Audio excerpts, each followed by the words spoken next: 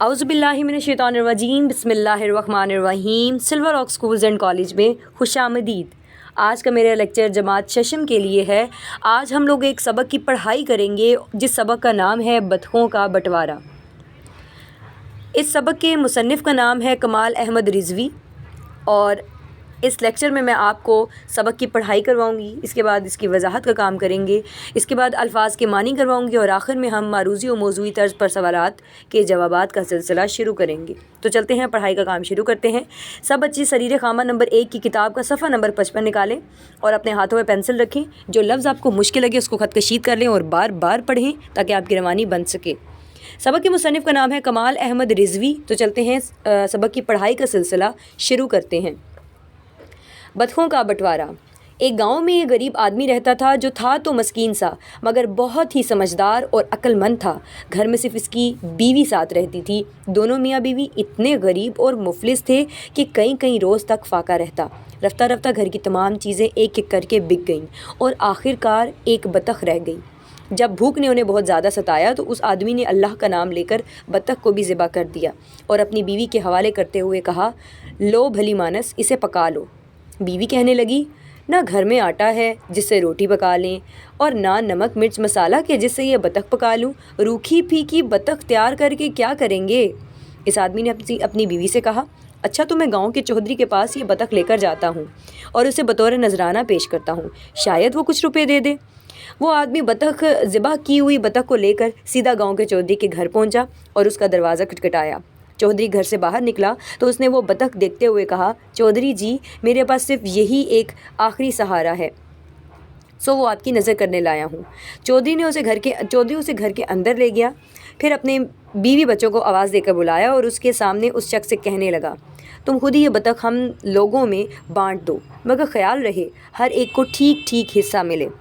چودھری کی ایک بیوی، 2 لڑکے اور 2 لڑکیاں تھیں، یعنی کل ملا کر 6 افراد تھے۔ اس آدمی نے چاقو لیا، سب سے پہلے بطخ کا سر کاٹا اور اسے چودھری کے حوالے کر کے کہنے لگا، آپ چونکہ اس خاندان کے سرپرست ہیں اس لیے سر آپ کا حصہ۔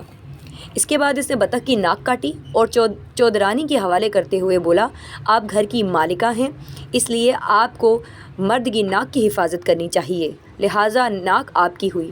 اس کے بعد اس نے بطخ کے دونوں پاؤں کاٹے اور دونوں لڑکوں کے سپرد کرتے ہوئے کہنے لگا، تم اپنے باپ کے پاؤں ہو، یعنی تم اپنے باپ کا سہارا بنو گے، اس لیے یہ دونوں پاؤں تمہارے ہوئے۔ پھر اس آدمی نے بطخ کے دونوں پنکھ کاٹے اور دونوں لڑکیوں کے حوالے کرتے ہوئے بولا، تم دونوں گھر سے پنکھ اڑاتی دوسروں کے گھروں میں چلی جاؤ گی، اس لیے یہ پنکھ تمہارا حصہ ہیں۔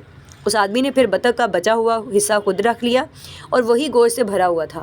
چودھری اس آدمی کی عقل مندی پر بہت خوش ہوا اور اسے بہت سے روپے دے کر رخصت کیا۔ ایک پڑوسی کو جب اس واقعے کی خبر ملی تو اس کے منہ میں پانی بھر آیا۔ اس نے سوچا کہ چلو اسی بہانے چودھری سے روپیہ اینٹھا جائے۔ چنانچہ اس بھلے آدمی نے 5 بطخیں خریدیں، انہیں لے کر چودھری کے گھر پہنچا اور بولا، چودھری صاحب یہ میری طرف سے قبول کیجیے۔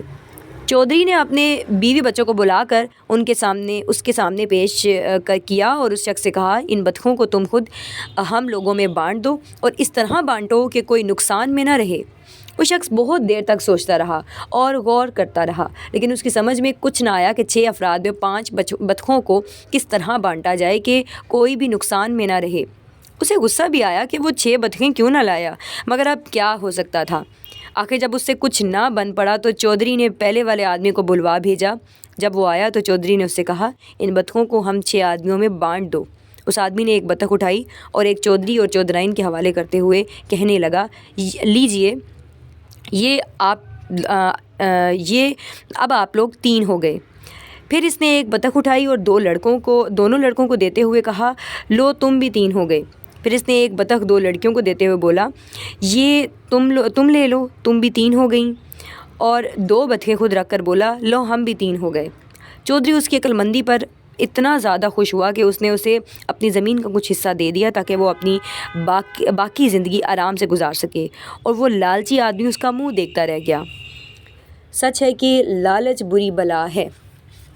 تو بچوں، اس کہانی سے جو ہمیں سبق ملتا ہے وہ یہ ہے کہ ہمیں لالچ نہیں کرنی چاہیے، کیونکہ اگر ہم لوگ لالچ کریں گے تو اس سے ہمیں کچھ بھی حاصل نہیں ہوگا، اور لالچ کرنے والا انسان دنیا میں اکیلا رہ جاتا ہے اور لوگوں کا اس پر سے اعتبار اٹھ جاتا ہے۔ اس کے بعد ہم الفاظ کے معنی کریں گے۔ کچھ الفاظ ہیں جن کے معنی سے میں آپ کو آگاہ کروں گی۔ نمبر 1 جو لفظ ہے آپ کا وہ ہے عقل مند۔ اس کا مطلب ہوتا ہے سمجھدار۔ رفتہ رفتہ کا مطلب ہوتا ہے آہستہ آہستہ۔ بٹوارہ کا مطلب ہوتا ہے تقسیم۔ ستایا کا مطلب ہوتا ہے تنگ کیا۔ حفاظت کا مطلب ہوتا ہے خیال۔ حوالے کا سپرد۔ سرپرست کا مطلب ہوتا ہے سربراہ۔ بھلی مانس کا مطلب ہوتا ہے سادہ لو۔ اس کے بعد سوالات کے جوابات کا سلسلہ شروع ہوا جاتا ہے۔ سوال پڑھیے۔ سوال نمبر 1 ہے سبق کے متن کو مد نظر رکھتے ہوئے مندرجہ ذیل سوالات کے جوابات تحریر کیجیے۔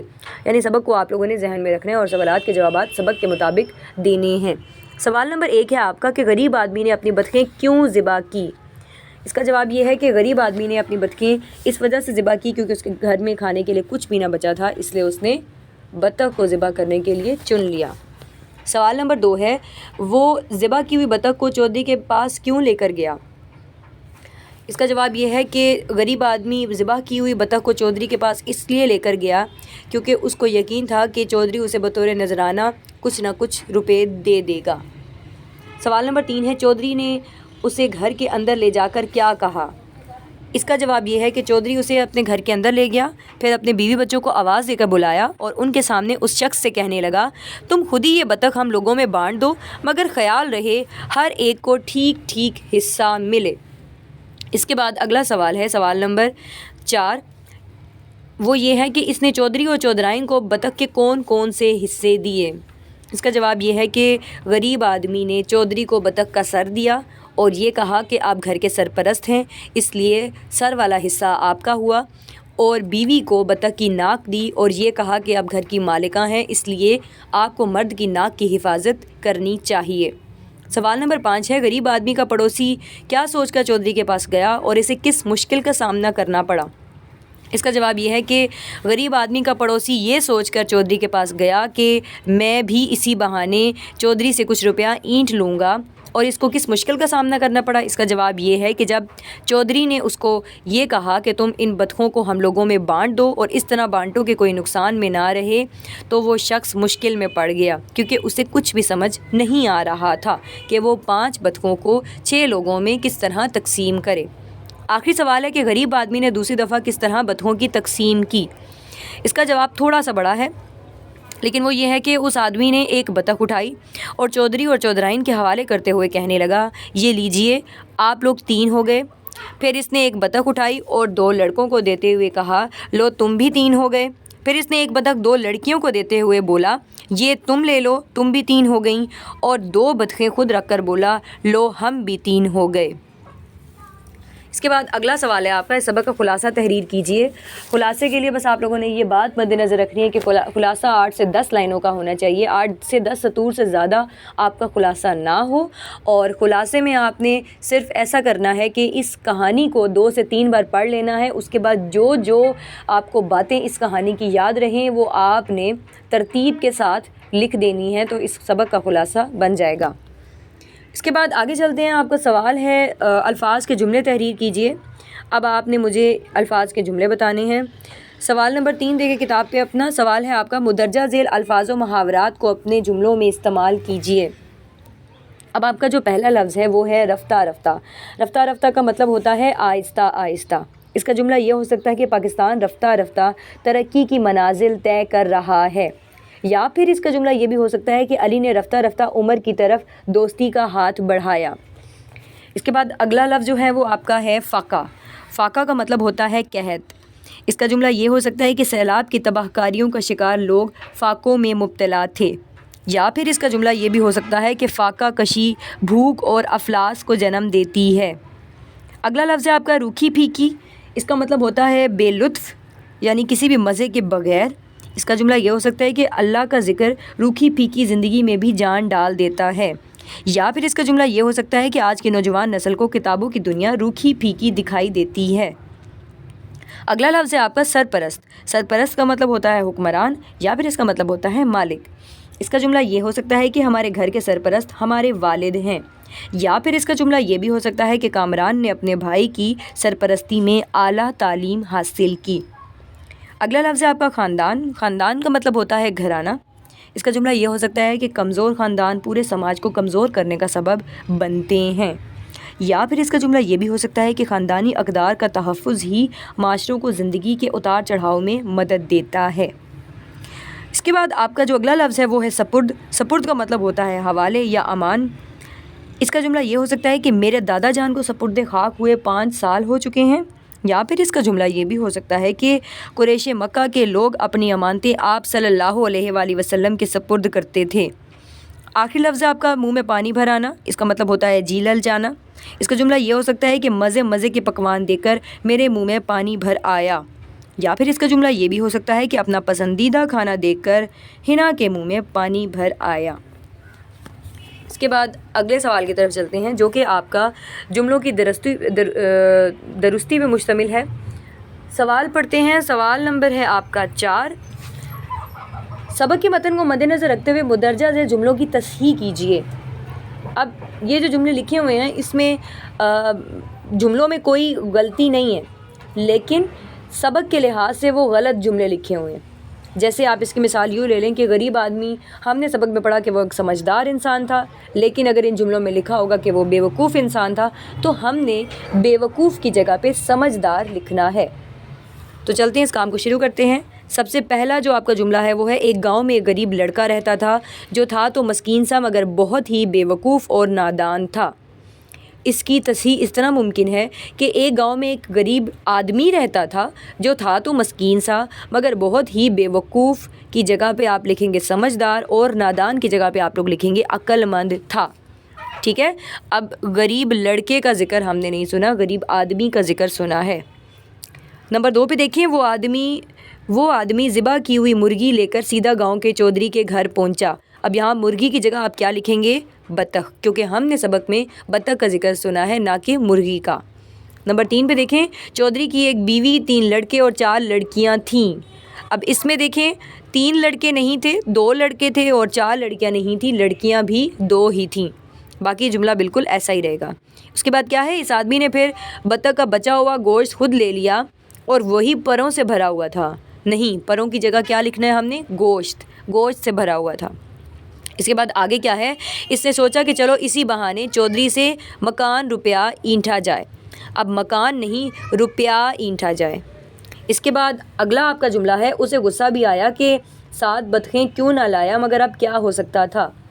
7 کی جگہ پہ کتنی بطخیں آئیں گی؟ 6، کیونکہ وہ تمام افراد گھر کے 6 تھے، اور جو لالچی آدمی تھا وہ بطخیں 5 لایا تھا، اس لیے اس نے سوچا کہ مجھے 6 بطخیں لانی چاہیے تھی تاکہ میں ہر ایک بطخ ہر ایک آدمی کو دے دوں اور اس کی تقسیم بہت آسانی سے ہو جاتی۔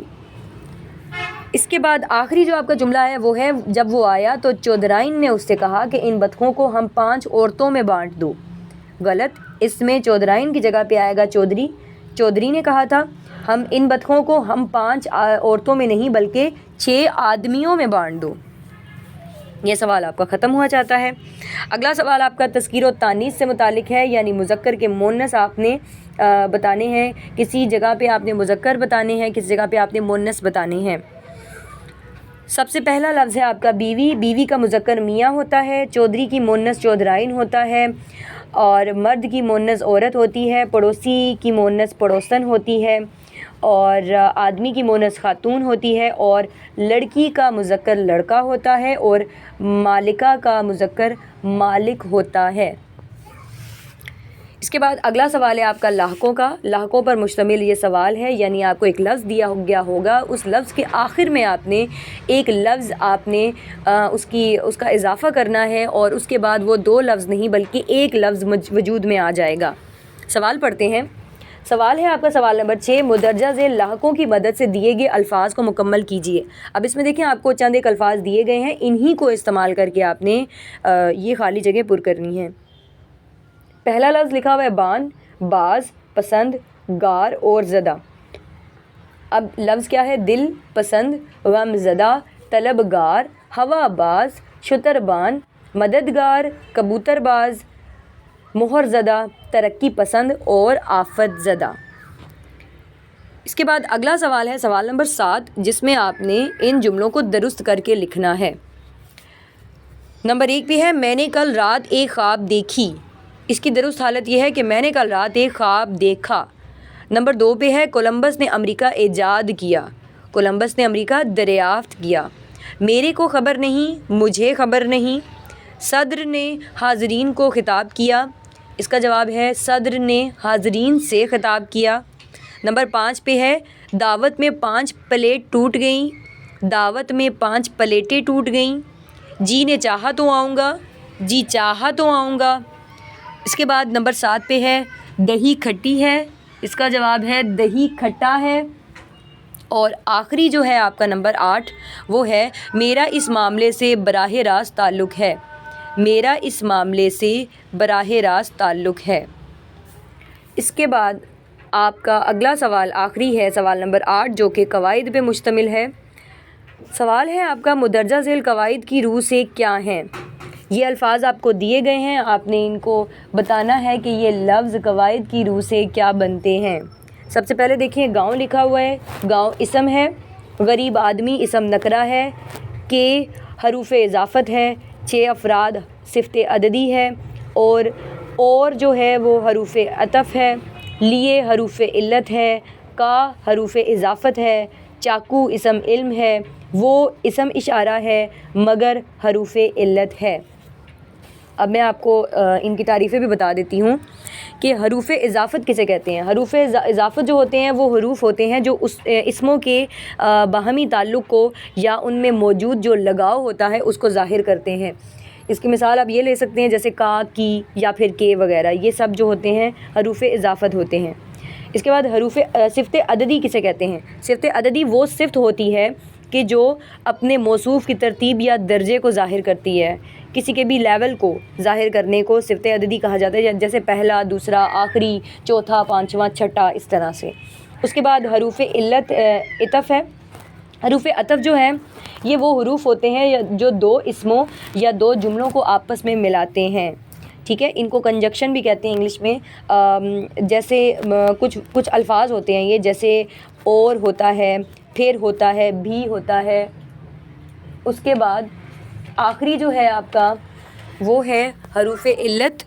حروف علت جو ہوتے ہیں یہ ایسے کلمات ہوتے ہیں جو کسی کام کا سبب بیان کرتے ہیں، یعنی کسی بھی کام کی کوئی بھی وجہ بیان کرنے والے جو حروف ہوتے ہیں وہ حروف علت ہوتے ہیں، جن میں جیسے کیونکہ، تاکہ وغیرہ، اور اس لیے بھی حروف علت میں شامل ہوتا ہے۔ امید ہے کہ میرے باقی لیکچرز کی طرح آپ کو یہ لیکچر بھی اچھی طرح سمجھ میں آ گیا ہوگا۔ اگر کوئی چیز آپ کو سمجھ نہیں آتی تو اس کے لیے ضروری ہے کہ آپ ویڈیو کو 2 سے 3 بار ضرور دیکھیں، کیونکہ ایک بار میں دیکھنا آپ کے لیے آسان نہیں ہوگا، نہ ایک بار میں سمجھنا آپ کے لیے آسان ہوگا۔ اپنا اور اپنے پیاروں کا بہت سارا خیال رکھیے گا۔ ویڈیو دیکھنے کا بہت زیادہ شکریہ۔ اللہ حافظ۔